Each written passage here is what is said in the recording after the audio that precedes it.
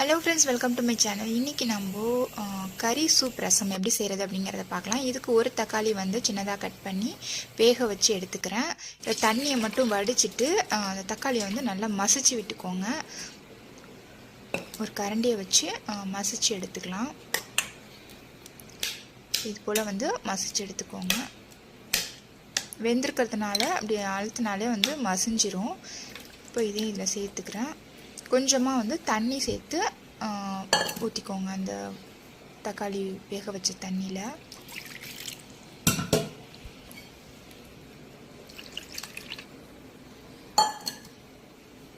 இப்போ இதில் வந்து ஆல்ரெடி வந்து நான் கறி சூப் எடுத்து வச்சுருக்கேன், சரிங்களா? அதை வந்து இதில் சேர்த்துக்கிறேன். கறி சூப் எப்படி பண்ணுறது அப்படிங்கிற வீடியோ நம்ம சேனலில் இருக்குது. அதோட லிங்க் வந்து டிஸ்கிரிப்ஷனில் கொடுக்குறேன். கொஞ்சம் மஞ்சத்தூள் வந்து சேர்த்துக்கோங்க.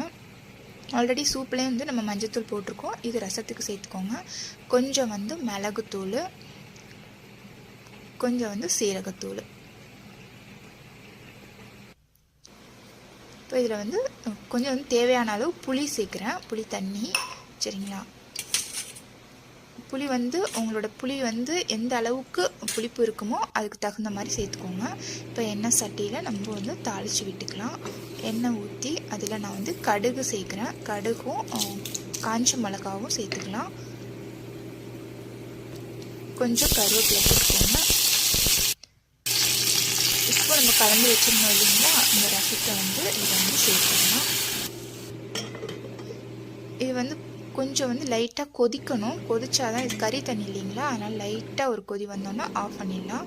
இப்போ வந்து ரசம் வந்து ரெடி ஆகிடுச்சு. கொத்தமல்லி தழை வந்து தூவிக்கிறேன்.